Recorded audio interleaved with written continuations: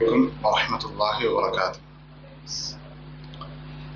الحمد لله والصلاة والسلام على رسول الله وعلى آله وصحبه أجمعين. أما بعد. സ്നേഹമുള്ള സഹോദരങ്ങളെ, അൽഹംദുലില്ലാഹ് അള്ളാഹുവിന്റെ ദീൻ പഠിക്കാൻ കുറച്ചാളുകൾ ഒരുമിച്ച് കൂടുക എന്നുള്ളത് വലിയ മഹത്തരമായ കാര്യമാണ്. നമ്മളൊക്കെ ഇഖ്ലാസോടുകൂടി എത്ര കുറഞ്ഞ ആളുകളാണെങ്കിലും അള്ളാഹുവിന്റെ അടുത്ത് പുണ്യം കിട്ടാൻ, പ്രതിഫലം ലഭിക്കാൻ നമ്മുടെ നിയ്യത്തിനെ ശരിപ്പെടുത്തിയാൽ മതി. മഅറൂഫുൽ ഖർഖി റഹിമഹുല്ലാഹ് അദ്ദേഹം സ്വന്തത്തോട് ഇടക്ക് പറയാറുണ്ട്, യാ നഫ്സു അഖ്ലിസി തതഖല്ലസി, മനസ്സനി ഇഖ്ലാസ് ഉള്ളതാകണം എങ്കിൽ നിനക്ക് രക്ഷപ്പെടാം എന്ന് പറയാറുണ്ട് എന്നുള്ളതാണ്. നമ്മൾ എത്ര ചെറിയ പ്രവർത്തനങ്ങളാകട്ടെ വലിയ പ്രവർത്തനങ്ങളാകട്ടെ, അതിലേറ്റവും പ്രധാനപ്പെട്ട കാര്യം നമ്മുടെ നിയ്യത്താണ്. നമ്മൾ സത്യസന്ധമായി സിദ്ഖോടുകൂടി ഇഖ്ലാസോടുകൂടി ഒരു സംരംഭം തുടങ്ങിയാൽ, മകാന ലില്ലാഹി ദാമ വത്തസൽ, അള്ളാഹ്ക്ക് വേണ്ടിയിട്ടുള്ളതാണെങ്കിൽ അത് നിലനിൽക്കും. മകാന ലിഗൈരില്ലാഹി ഇൻഖതഅ വൻഫസൽ, അള്ളാഹ്ക്ക് വേണ്ടിയിട്ടല്ലെങ്കിൽ അത് നശിച്ചു പോകും, മുറിഞ്ഞു പോകും, ഇല്ലാതെയാകും. അള്ളാഹ്ക്ക് വേണ്ടിയാക്കുക എന്നുള്ളതാണ്. 1 2 3 4 5 ആളുകൾ വെച്ച് ഇഖ്ലാസോടുകൂടി സത്യസന്ധമായി അള്ളാഹുവിനോട് ദുആ ചെയ്ത് ഈ ഒരു സലഫി ദഅവ അത് പഠിക്കുക, പ്രചരിപ്പിക്കുക എന്ന നിയ്യത്തിൽ നമ്മൾ ഇപ്പൊ എത്ര കുറച്ച് ആളുകളാണെങ്കിലും നമ്മൾ നിരാശപ്പെടേണ്ട കാര്യമില്ല. നൂഹ് അലൈഹിസ്സലാം, അതുപോലെ തന്നെ ഒരുപാട് പ്രവാചകന്മാരുടെ ചരിത്രം, നാളെ മഹ്ശറിൽ ഒരുമിച്ച് കൂട്ടപ്പെടുന്ന സന്ദർഭത്തിൽ ഒരു അനുയായിയും കിട്ടാത്ത നബിയെ കുറിച്ച് നബി സല്ലല്ലാഹു അലൈഹി വസല്ലം പറയുന്നുണ്ട്. അയാൾക്ക് ഒരാളുമില്ല, നബിയാണ്, വഹിയുണ്ട്, പക്ഷെ ആരെയും എന്ത് ചെയ്തിട്ടില്ല, അദ്ദേഹത്തിൽ വിശ്വസിച്ചിട്ടില്ല. അതുകൊണ്ട് അദ്ദേഹത്തിന് അനുയായിട്ട് ആരുമില്ല. അത് നമ്മൾക്ക് പഠിപ്പിച്ചു തരുന്നത് എന്തിനാണ്? നമ്മെ സംബന്ധിച്ചിടത്തോളം അതിലൊക്കെ നമ്മൾക്ക് പാഠങ്ങളുണ്ട്. പക്ഷെ ഇവിടെ പ്രധാനം ഇഖ്ലാസും സിദ്ഖുമാണ്. ആരെങ്കിലും തോൽപ്പിക്കാനോ വാശി പുറത്തോ നടത്തിയാൽ ഉപകാരപ്പെടുകയില്ല, അതിന് ഗുണമുണ്ടാകൂല. അപ്പൊ അത് എപ്പോഴും ഉറപ്പുവരുത്തുക, നമ്മൾക്ക് ഇഖ്ലാസ് ഉണ്ട്, അള്ളാഹ്ക്ക് വേണ്ടിയിട്ടാണ് നമ്മൾ ഉറപ്പുവരുത്തുക. ഇബ്നുൽ ഖയ്യിം റഹിമഹുല്ലാഹ് പറഞ്ഞിട്ടുള്ള ഒരു പ്രസിദ്ധമായ വാചകമാണ്, ഇദാ ലം തുഖ്ലിസ് ഫലാ തതഅബ്ബദ്, നിനക്ക് ഇഖ്ലാസ് ഇല്ലെങ്കിൽ വെറുതെ ക്ഷീണിക്കണ്ട, പണിയെടുത്തിട്ടൊരു കാര്യമില്ല. നമ്മൾ ഈ ഇരിക്കുന്നതിന് ചിലപ്പോൾ കുറച്ച് ദൂരെ യാത്ര ചെയ്തു വരുന്ന ആളുകൾ ഈ കൂട്ടത്തിൽ ഉണ്ടാകും. ചിലപ്പോൾ അവനവന്റെ തിരക്ക് മാറ്റിവെച്ച് ഇരിക്കുന്നുണ്ടാകും. എന്തായിരുന്നാലും അത് നമുക്ക് കൂലി കിട്ടണം എന്നുണ്ടെങ്കിൽ നമുക്ക് ഇഖ്ലാസ് ഉണ്ടാകണം, അല്ലെങ്കിൽ നമ്മുടെ ഈ പണിയൊക്കെ വെറുതെയാകും. അല്ലാഹു തആല മുഖ്ലിസുകളുടെ കൂട്ടത്തിൽ ഉൾപ്പെടുത്തി അനുഗ്രഹിക്കുമാറാവട്ടെ. ഇൻ തസ്തുഖില്ലാഹ യസ്തുഖ്ക, സല്ലല്ലാഹു അലൈഹി വസല്ലം പറഞ്ഞു, നീ അള്ളാഹുവിനോട് സത്യസന്ധത കാണിച്ചാൽ അള്ളാഹു നിന്നെ സഹായിക്കും. സല്ലല്ലാഹു അലൈഹി വസല്ലം പറഞ്ഞതാണ്. നമുക്ക് സിദ്ഖ് ഉണ്ടാകണം, ഒരാളെയും കാപ്പറ്റി ഉണ്ടാകരുത്. സത്യസന്ധമായി ദീൻ പഠിക്കാൻ അതിനുവേണ്ടി നമ്മൾ ഒരുമിച്ച് കൂടുന്നു, അതിന് ആരെയും ബോധ്യപ്പെടുത്താനല്ല, എങ്കിൽ ഇൻഷാ അല്ലാഹ് അതിന്റെ ഗുണം നമ്മൾ കാണുക തന്നെ ചെയ്യും. അല്ലാഹു തൗഫീഖ് നൽകി അനുഗ്രഹിക്കുമാറാവട്ടെ. നമ്മുടെ സമയം ഇശാ നിസ്കാരം വരെയാണ് അല്ലേ? 7:50 ജമാഅത്ത് അവിടെ കണ്ടത്. ഇൻഷാ അല്ലാഹ് നമ്മൾ ഉദ്ദേശിക്കുന്നത് ഷെയ്ഖ് സാലിഹ് സുഹൈമി ഹഫിളഹുല്ലാഹ്, അന്ന് ജീവിച്ചിരിക്കുന്ന കിബാറുകളിൽപ്പെട്ട ഒരു പണ്ഡിതനാണ് സാലിഹ് സുഹൈമി ഹഫിളഹുല്ലാഹ്. അദ്ദേഹം 10-35 വർഷങ്ങൾക്ക് മുമ്പ് എടുത്തൊരു ദർസാണ് വസായ മുഹിമ്മ ലിആമത്തിൽ ഉമ്മ എന്ന് പറയുന്ന ഒരു ദർസ്, ഒരു 1.5 മണിക്കൂറുള്ള ഒരു ദർസാണ്. അതിൽ അദ്ദേഹം പറഞ്ഞിട്ടുള്ള 10-15 വസിയ്യത്തുകളാണ് നമ്മൾ ഇൻഷാ അല്ലാഹ് വായിക്കുന്നത്. നമ്മുടെ സമയം പരിമിതമായതുകൊണ്ട് ഇൻഷാ അല്ലാഹ് ഞാനിപ്പോ ഇങ്ങനെ മനസ്സിലാക്കുന്നത്, നല്ലതെന്ന് തോന്നുന്നത്, ഒരു 8 വസിയത്തുനിന്ന് വായിക്കാം, ബാക്കി പിന്നെ നമുക്ക് മറ്റൊരു ദിവസം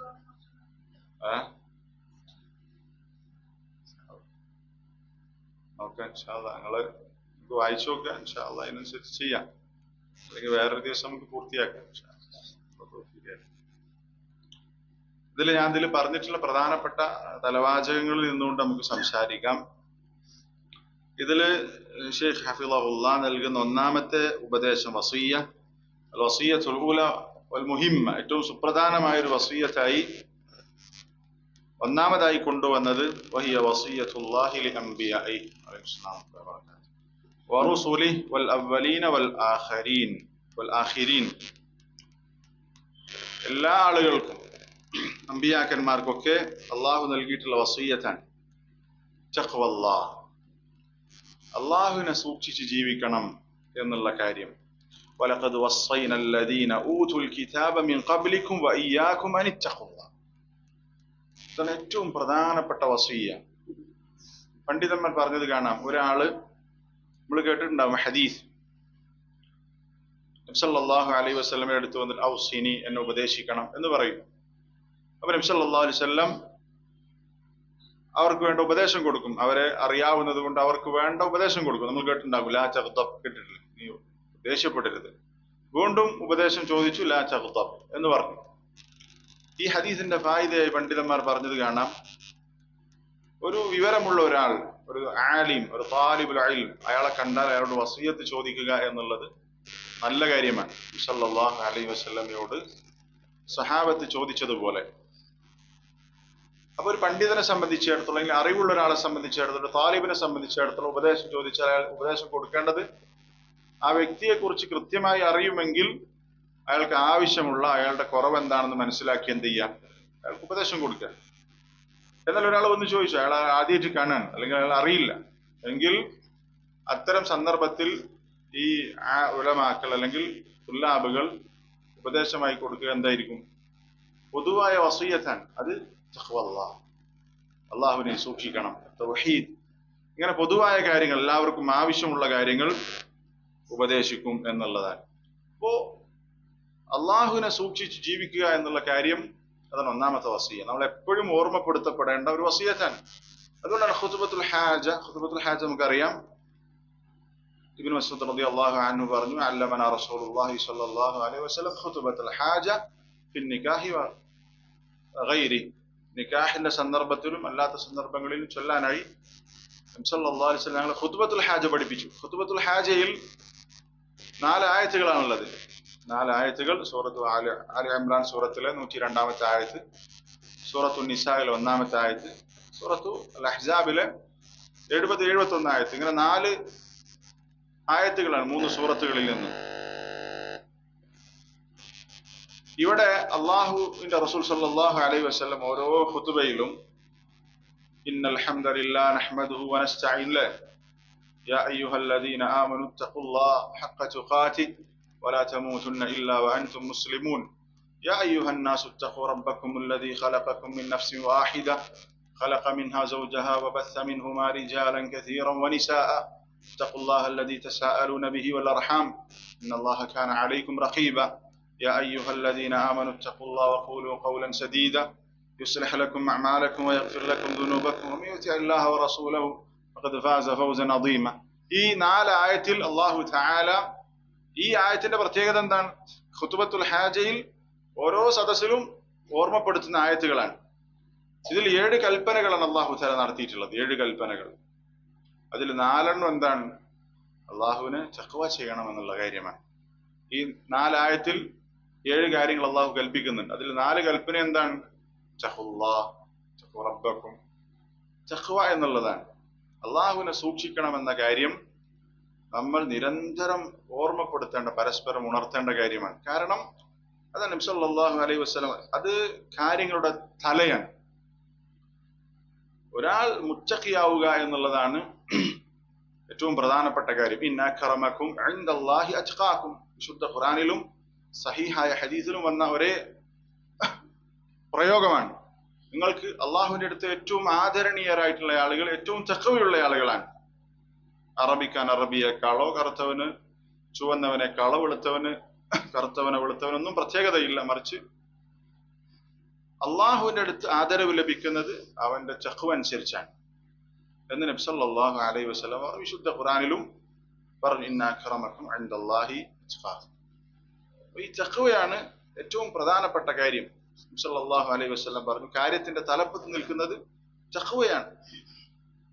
നബി സല്ലല്ലാഹു അലൈഹി വസല്ലം അബൂ ദർ അൽ ഗിഫാരി റളിയല്ലാഹു അൻഹു അദ്ദേഹത്തിന് കൊടുത്ത ഉപദേശത്തിൽ കാണാം, ഊസീക ബിതഖ്വല്ലാഹ് ഫി സിർരി അംരിക വഅലാനിയതി.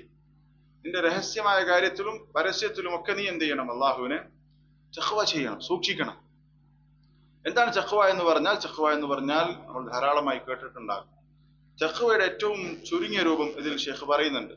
എന്തൊക്കെ നിർവചനങ്ങൾ പറഞ്ഞിട്ടുണ്ടെങ്കിൽ അതിന്റെ ചുരുക്കം എന്ന് പറഞ്ഞാൽ ഇംതിസാലുൽ അവാമിർ, അള്ളാഹും റസൂലും കൽപ്പിച്ച കാര്യങ്ങൾ ജീവിതത്തിൽ പകർത്തുക. വജ്തിനാബു അന്നവാഹി, അള്ളാഹും റസൂലും വിരോധിച്ച കാര്യങ്ങൾ വെടിയുക. അതാണ് തഖ്വ. ഇതാണ് തഖ്വ. ഇബ്നു ഉസൈമീൻ റഹിമഹുല്ലാഹ് പറഞ്ഞത് കാണാം, തഖ്വയുടെ അജ്മഅ ഏറ്റവും ജാമിഅയ ഒരു നിർവചനം എന്ന് പറഞ്ഞുകൊണ്ട് അദ്ദേഹം പറയുന്നത് ഇത്തിഖാദു വിഖായത്തിൻ മിൻ അദാബില്ലാഹ്, അള്ളാഹുവിന്റെ ശിക്ഷയിൽ നിന്നുള്ള ഒരു സംരക്ഷണത്തെ സ്വീകരിക്കലാണ്. അള്ളാഹുവിന്റെ ശിക്ഷ ലഭിക്കാതിരിക്കാൻ നമ്മൾ ഒരു സംരക്ഷണ കവചം സ്വീകരിക്കലാണ് തഖ്വ. എങ്ങനെയാണ് ആ സംരക്ഷണ കവചം നമ്മൾ സ്വീകരിക്കുക? സംരക്ഷണം ബിംതിസാലി അവമീരിഹി, അള്ളാഹ് കൽപ്പിച്ച കാര്യങ്ങൾ ചെയ്തുകൊണ്ട്, വജ്തിനാബി നവാഹി, അള്ളാഹ് വിരോധിച്ച കാര്യങ്ങൾ ഒഴിവാക്കിക്കൊണ്ട്. അള്ളാഹു തആല വിരോധിച്ച ചെറുതും വലുതുമായ എല്ലാ തിന്മകളും നമ്മൾ ഒഴിവാക്കണം. അള്ളാഹ് കൽപ്പിച്ച ഏറ്റവും മഹത്തരമായ കാര്യം തൗഹീദ്, അതിനുശേഷമുള്ള എന്തൊക്കെ നന്മകളുണ്ടോ അതെല്ലാം ജീവിതത്തിൽ പരമാവധി പകർത്തി അള്ളാഹുവിനെ സൂക്ഷിച്ച് ജീവിക്കുക. ഇതിനാണ് തഖ്വ എന്ന് പറയാ. ഈ തഖ്വ ഇതാണ് സാലിഹ് സുഹൈമി ഹഫിളഹുല്ലാഹ് ആദ്യമായി കൊടുക്കുന്ന ഉപദേശം. ഇനി നമ്മൾ ചിന്തിക്കുക, നമ്മൾ എത്രത്തോളം അള്ളാഹുവിനെ സൂക്ഷിക്കുന്നുണ്ട് എന്നുള്ളത് നമ്മൾ പരിശോധിക്കണം. അലൈക ബിതഖ്വല്ലാഹി ഇൻ കുൻത ഗാഫിലൻ ഫയഅതീക ബിൽ അർസാഖി മിൻ ഹൈസു ലാ തദ്രി. നീ അള്ളാഹുവിനെ സൂക്ഷിക്കണം. നീ അശ്രദ്ധയിലാണ് ജീവിക്കുന്നതെങ്കിൽ നീ അള്ളാഹുവിനെ സൂക്ഷിക്കണം. നീ അള്ളാഹുവിനെ സൂക്ഷിച്ചു കഴിഞ്ഞാൽ നിനക്ക് ഒരുപാട് നേട്ടങ്ങളുണ്ട്. നമ്മൾ അള്ളാഹുവിനെ എത്രത്തോളം സൂക്ഷിക്കുന്നുവോ ദുനിയാവിലും പരലോകത്തും നിരവധി നേട്ടങ്ങളാണ്, ഒരുപാട് നേട്ടങ്ങളുണ്ട്. ദുനിയാവിൽ നിന്ന് ലഭിക്കുന്ന ഒരു നേട്ടമാണ് ഈ കവി പറഞ്ഞിട്ടുള്ളത്. നീ ചിന്തിക്കാതെ, നീ അറിയാതെ പല രൂപത്തിൽ അള്ളാഹു തആല നിനക്ക് റിസ്ക് നൽകും. നമ്മൾ അള്ളാഹുവിനെ എത്രത്തോളം സൂക്ഷിക്കുന്നോ നമ്മുടെ പ്രശ്നങ്ങൾക്കുള്ള പരിഹാരം വമൻ യത്തഖില്ലാഹ യജ്അൽ ലഹു മഖ്റജ വയർസുഖുഹു മിൻ ഹൈസു ലാ യഹ്തസിബ്. അവന് അള്ളാഹുവിനെ ഒരുത്തനെ സൂക്ഷിച്ചാൽ, അള്ളാഹുവിനെ തഖ്വ ചെയ്ത് ഒരുത്തൻ ജീവിച്ചാൽ അള്ളാഹു അവന് എല്ലാ പ്രശ്നങ്ങളിലുള്ള പരിഹാരം ഒന്ന് നിശ്ചയിച്ചു കൊടുക്കും. അതുപോലെ തന്നെ അവന് പ്രതീക്ഷിക്കാത്ത രൂപത്തിൽ അവന് ഭക്ഷണം കൊടുക്കും, റിസ്ക് കൊടുക്കും എന്ന് അള്ളാഹു തആല വിശുദ്ധ ഖുർആനിൽ നൽകുന്ന ഒരു വാഗ്ദാനമാണ്. അള്ളാഹുവിനെ സൂക്ഷിച്ച രഹസ്യത്തിലും പരസ്യത്തിലും അള്ളാഹുവിനെ സൂക്ഷിച്ചു ജീവിച്ചാൽ ഇൻഷാ അള്ളാഹ് അതുകൊണ്ടുള്ള നേട്ടം ദുനിയാവിലും പരലോകത്തും നിരവധിയാണ്. അതുകൊണ്ട് ഒന്നാമത്തെ വസിയ്യ അള്ളാഹുവിനെ സൂക്ഷിച്ച് ജീവിക്കുക എന്നുള്ളതാണ്.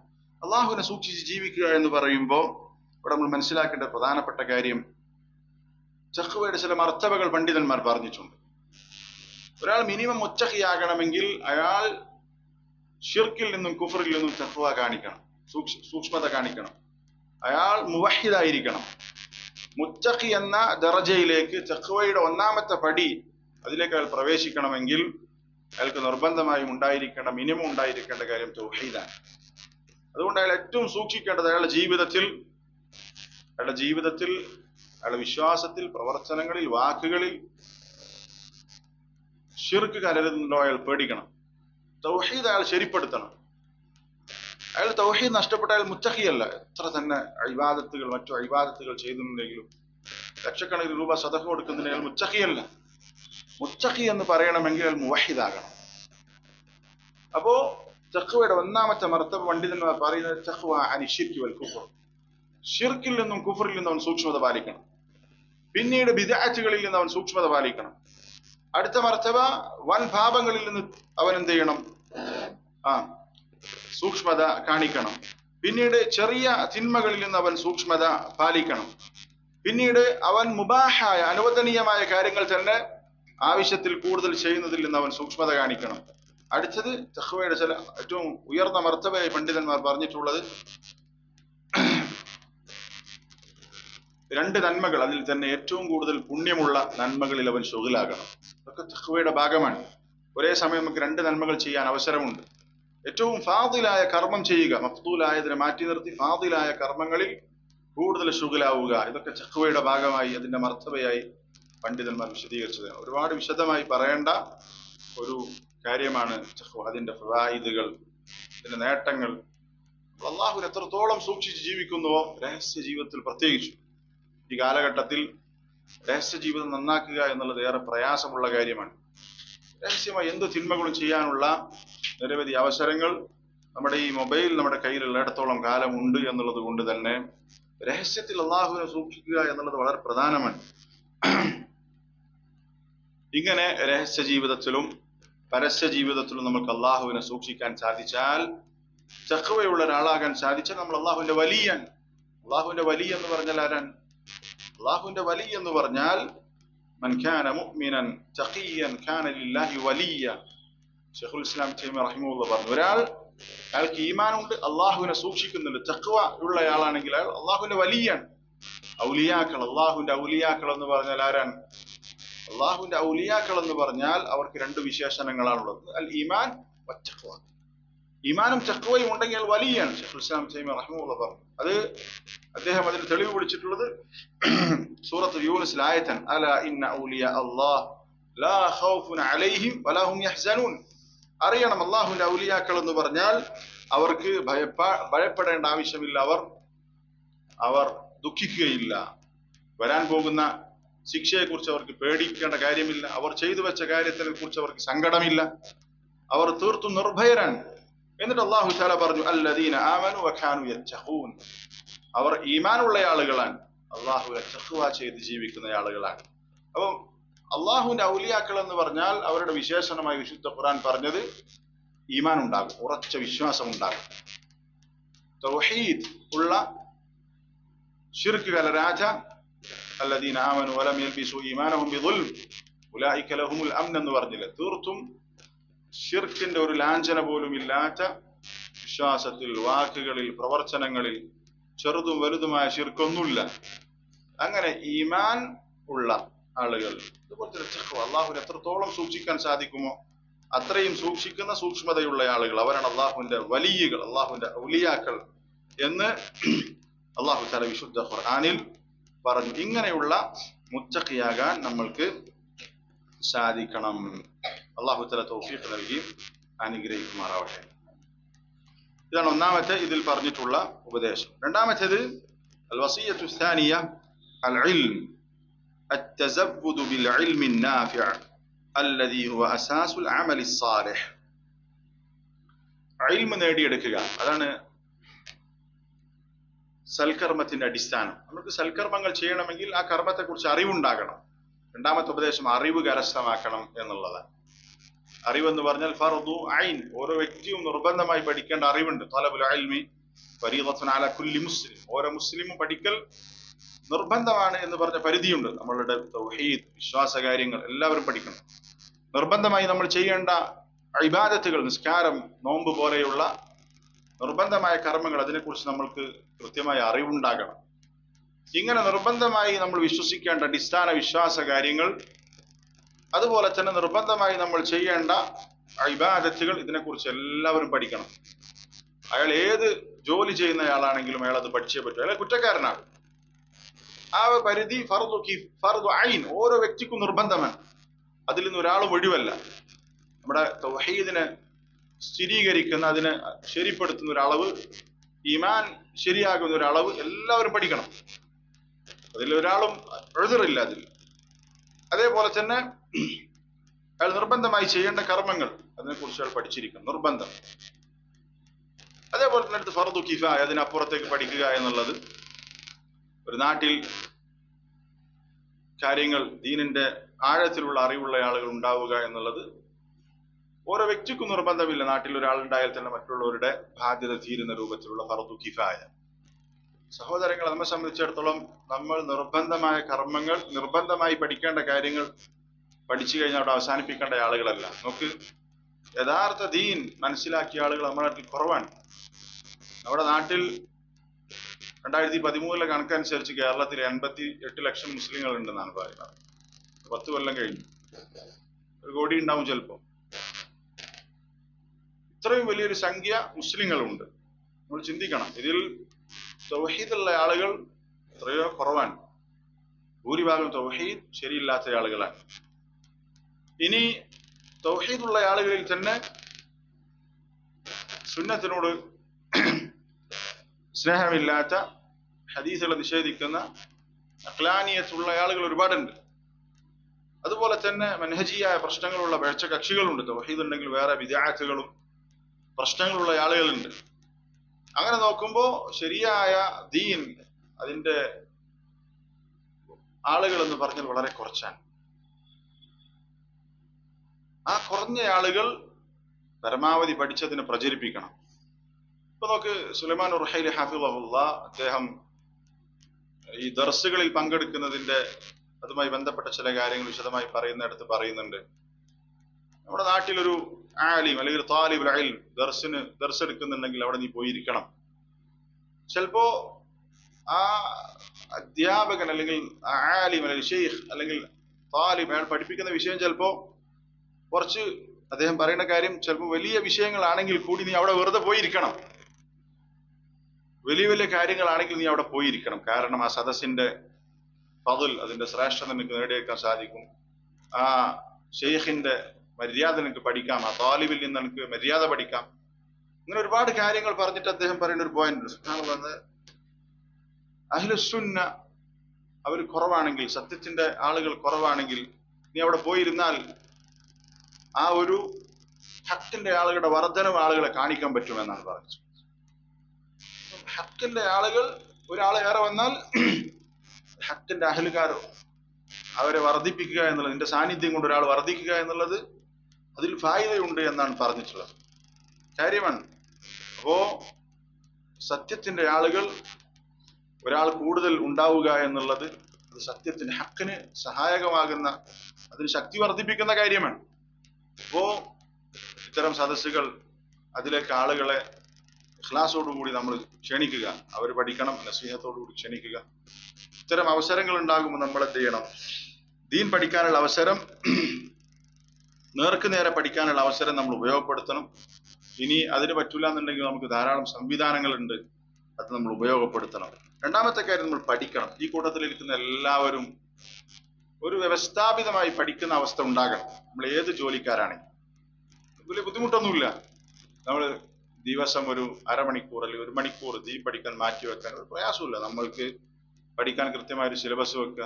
നമ്മുടെ നാട്ടിൽ ദർസില്ലെങ്കിൽ ഉള്ള ദർസ് നമ്മൾ ഡൗൺലോഡ് ചെയ്ത് കൃത്യമായി ഒരു വിഷയ അടിസ്ഥാനത്തിൽ, ഒരു കിതാബ് അടിസ്ഥാനത്തിൽ നമ്മൾ പഠിക്കുക. ഏറ്റവും ആദ്യം പഠിക്കേണ്ട അഖീദയുടെ കിതാബുകൾ വെച്ച് നമ്മൾ പഠിക്കുക. അൽഹംദുലില്ലാഹ് നമ്മുടെ മലയാളത്തിൽ തന്നെ നമ്മൾക്ക് അത്തരം ദർസുകൾ ലഭ്യമാണ്.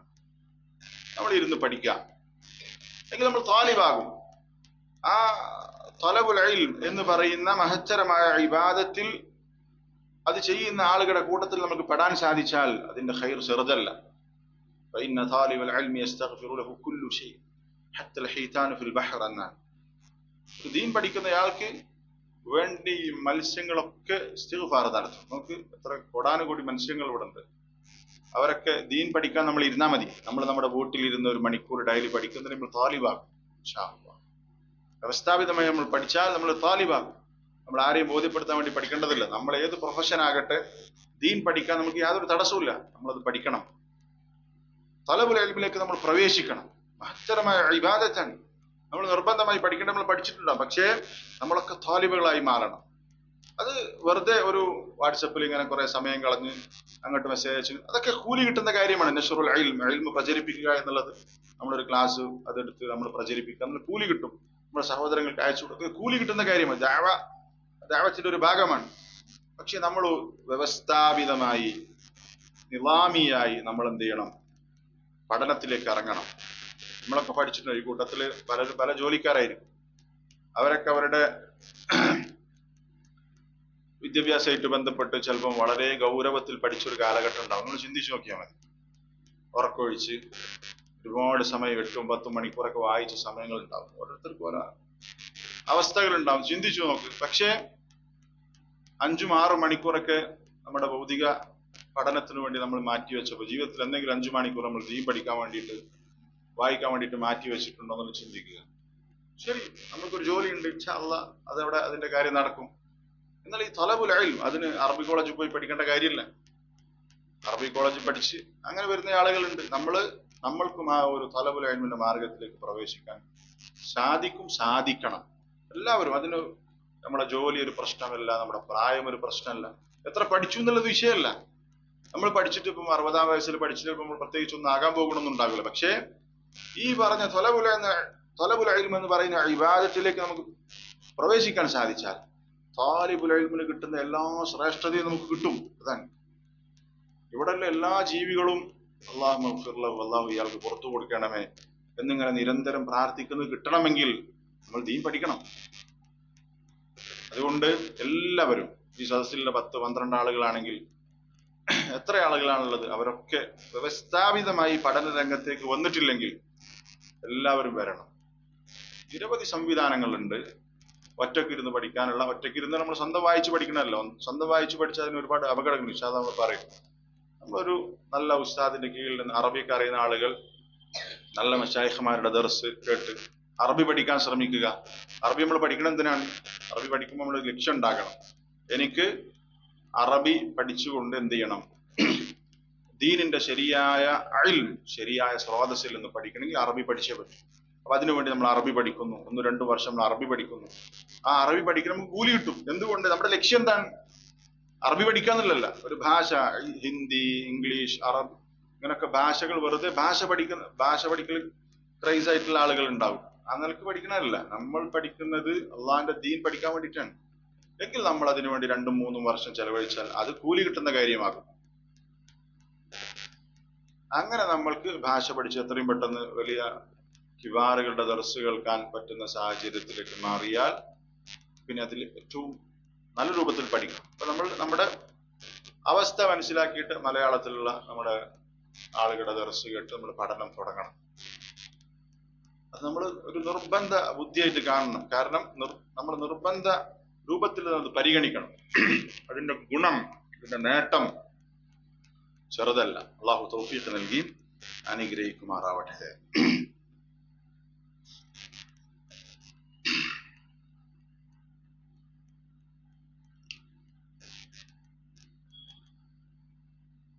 നബി സല്ലല്ലാഹു അലൈഹി വസല്ലമയോട് പ്രഖ്യാപിക്കുന്ന അല്ലാഹു തആല പറഞ്ഞു, ഖുൽ ഹാദിഹി സബീലി അദ്ഉ ഇലല്ലാഹി അലാ ബസീറ. ഇതാകുന്നു എന്റെ മാർഗം, അതിലേക്ക് ഞാൻ അള്ളാഹുവിലേക്ക് ഞാൻ ക്ഷണിക്കുന്നു. അലാ ബസീറ, ബസീറത്തോടുകൂടി. ബസീറത്ത് എന്ന് പറഞ്ഞാൽ ഇൽമാണ്, ശരിയായ അറിവോടുകൂടി ഞാൻ അള്ളാഹുവിലേക്ക് ദഅവത്ത് നടത്തുന്നു. അന വമൻ ഇത്തബഅനി, ഞാനും എന്നെ പിന്തുടരുന്ന ആളുകൾ. ബസീറത്തോടുകൂടി ദഅവത്ത് നടത്തണം. ബസീറത്ത് എന്ന് പറഞ്ഞാൽ അറിവോടുകൂടി. നമ്മൾ പറയുന്ന കാര്യത്തിൽ നമുക്ക് കൃത്യമായ അറിവുണ്ടാകണം. എല്ലാം പഠിച്ചിട്ട് ദഅവ നടത്തുക എന്നല്ല, അതാരും പറയില്ല. അങ്ങനെ പറയാൻ ഒരാൾക്കും സാധിക്കൂല. എല്ലാം പഠിച്ചിട്ട് ആർക്കും ദഅവത്ത് നടത്താൻ സാധിക്കാതെ. പറയുന്ന കാര്യം കൃത്യമായി അറിവുണ്ടാകണം. ആ നിലക്ക് ബസീറത്തോടുകൂടി ഇൽമ് കരസ്ഥമാക്കി ഒരു ഭാഗത്ത് പഠിച്ചുകൊണ്ടേയിരിക്കുക. ആ പഠിച്ചത് ആളുകൾക്ക് ഉപകാരപ്പെടുത്തുക, ആളുകൾക്ക് എത്തിച്ചു കൊടുക്കുക. അതിന്റെ പ്രധാനപ്പെട്ട 2 നേട്ടങ്ങൾ ശൈഖ് ഇതിൽ പറയുന്നു. ഒന്ന്, അദ്ദേഹം പറയുന്നത് അന്ന മൻ യതഅല്ലം ഉമൂറ ദീനിഹി യഅബുദില്ലാഹ അലാ ബസീറ. ഒരുത്തൻ ദീൻ പഠിച്ചു കഴിഞ്ഞാൽ അവന് കൃത്യമായ അറിവോടുകൂടി അള്ളാഹ്ക്ക് ഇബാദത്ത് ചെയ്യാൻ സാധിക്കും. പഠിച്ചിട്ട് ഇബാദത്ത് ചെയ്യുന്നതും പഠിക്കാതെ ഇബാദത്ത് ചെയ്യുന്നതും വ്യത്യാസമുണ്ട്. അറിവുള്ള ഒരാൾ ഇന്നമാ യഖ്ശല്ലാഹ മിൻ ഇബാദിഹിൽ ഉലമ, അള്ളാഹുവിനെ യഥാവണ്ണം ഭയപ്പെടുന്ന ആളുകൾ. ഖശിയത്ത് എന്ന് പറഞ്ഞാൽ ആ ഭയപ്പാട് ഇൽമിന്റെ അടിസ്ഥാനത്തിലുള്ള ഖൗഫിനാണ് ഖശിയത്ത് എന്ന് പറയുക. പഠിച്ച് അള്ളാഹുവിനെ കുറിച്ച് പഠിച്ചു മനസ്സിലാക്കി അള്ളാഹുവിനെ ഭയപ്പെടുമ്പോൾ ഖശിയത്താവും. ഈ രൂപത്തിൽ ഭയപ്പെടാൻ സാധിക്കുക പഠിച്ച ആളുകൾക്കാണ് എന്ന് അള്ളാഹു തആല പറഞ്ഞിട്ടുണ്ട്. അപ്പോൾ നമ്മൾ പഠിക്കുന്നതിന്റെ ഏറ്റവും വലിയ ഗുണം എന്താണ്? ആ അറിഞ്ഞുകൊണ്ട് അള്ളാഹ്ക്ക് ഇബാദത്ത് ചെയ്യാൻ സാധിക്കും. പഠനത്തിന്റെ ഏറ്റവും വലിയ ഗുണം നമ്മുടെ ഇബാദത്ത്, നമ്മൾ ചെയ്യുന്ന ഇബാദത്ത് അത് കൃത്യമായി നിർവഹിക്കാൻ സാധിക്കും. രണ്ടാമത്തെ ഒരു കാര്യം, നമ്മൾക്ക് മറ്റുള്ളവർക്ക് അത് പകർന്നു കൊടുക്കാൻ സാധിക്കും. വലിയ കാര്യമാണ്. നമ്മളൊരു നന്മ പറഞ്ഞു കൊടുത്തു, നമ്മൾ കുറച്ചു കാലമായി നമ്മൾ മരിച്ചുപോയി, പക്ഷേ അത് സുബ്ഹാനല്ലാഹ് പണ്ഡിതന്മാർ പറയാറുണ്ട്, നമ്മുടെ മക്കൾക്ക് ചെറിയ കാര്യങ്ങൾ പഠിപ്പിച്ചു കൊടുക്കും. നമ്മുടെ മക്കൾക്ക് സൂറത്തുൽ ഫാത്തിഹ പഠിപ്പിച്ചു കൊടുക്കും. മസലൻ സൂറത്തുൽ ഫാത്തിഹ മകന് ആദ്യം പഠിപ്പിച്ചു കൊടുത്തത് ഞാനാണ്, അല്ലെങ്കിൽ നിങ്ങളാണ്, നിങ്ങളുടെ മക്കൾക്ക്. അതിന്റെ ഗുണം എന്തായിരിക്കും? അവൻ എത്ര കാലം സൂറത്തുൽ ഫാത്തിഹ ഓതും? എന്തായിരുന്നാലും ഒരു ദിവസം 17 തവണ ഓതും, അവന് പ്രായപൂർത്തിയാകുന്നത് മുതൽ. പിന്നീട് ചിലപ്പോ അവന്റെ മക്കൾക്ക് പഠിപ്പിച്ചു കൊടുക്കും. ചിലപ്പോ അവനൊരു ആലിമായി താലിബായി മാറും, അവൻ ഒരുപാട് ആളുകൾക്ക് പഠിപ്പിച്ചു കൊടുക്കും. പക്ഷെ ഇവൻ സൂറത്തുൽ ഫാത്തിഹ പാരായണം ചെയ്യുമ്പോഴും സൂറത്തുൽ ഫാത്തിഹ മറ്റുള്ളവർക്ക് പഠിപ്പിച്ചു കൊടുക്കുമ്പോഴൊക്കെ ഈ സൂറത്തുൽ ഫാത്തിഹ പഠിപ്പിച്ചു കൊടുത്ത ആ പിതാവിന് കൂലി ഉണ്ടാവും. ഇയാളുടെ മകൻ അയാളുടെ മക്കൾക്ക് പഠിപ്പിച്ചു, അങ്ങനെ തലമുറകളായി അത് പഠിപ്പിച്ചു കൊടുക്കും. എത്രയാണ് അതിന്റെ കൂലി? ഒരു ഇൽമ് നമ്മൾ മറ്റുള്ളവർക്ക് കൈമാറിയാൽ അയാളത് എടുത്തു, സ്വീകരിച്ചു, അത് മറ്റൊരാൾക്ക് പറഞ്ഞു കൊടുത്തു. ഞാനിന്ന് ഇവിടെ ക്ലാസ് എടുക്കുമ്പോൾ ഒരു കാര്യം നിങ്ങൾക്ക് കിട്ടി, അത് നിങ്ങൾ ഷെയർ ചെയ്തു, അതങ്ങനെ ജീവിതത്തിൽ പകർത്തി, അതിന്റെ കൂലി എത്ര ആയിരിക്കും? അല്ലാഹു തൗഫീഖ് കൈമാറട്ടെ. അപ്പോ ഇത് വലിയ നേട്ടമാണ്. അത് നമുക്ക് കൊടുക്കാൻ അറിവുണ്ടാകണം. ഫാഖിദു ശൈഇ ലാ യുഅതീഹി എന്നാ പറയാ. ഒന്നുമില്ലാത്തൊന്നും കൊടുക്കാൻ കഴിയൂല. പഠിച്ചവർക്ക് എന്തെങ്കിലും കൊടുക്കാൻ പറ്റുള്ളൂ. അറിവ് കൊടുക്കണേ അറിവ് പഠിക്കണം. ദീൻ പഠിച്ച് അത് നമ്മൾ മറ്റുള്ളവർക്ക് കൈമാറിയാൽ ഫാഖിദു ശൈഇ ലാ യുഅതീ എന്ന് പറയും. അപ്പോ ഒന്നുമില്ലാത്തവനൊന്നും കൊടുക്കാൻ സാധിക്കൂല. പഠിച്ചാൽ ഇൻഷാ അല്ലാഹ് അവന് കൈമാറാൻ സാധിക്കും. അത് വലിയ ഫായിദയായി നമ്മൾ മനസ്സിലാക്കേണ്ട കാര്യമാണ്. പഠിക്കുക, ജീവിതത്തിൽ പകർത്തുക, ആളുകൾക്ക് എത്തിച്ചു കൊടുക്കുക, അത് പ്രധാനപ്പെട്ട കാര്യമാണ്. അല്ലാഹു തൗഫീഖ് നൽകി അനുഗ്രഹിക്കുമാറാവട്ടെ.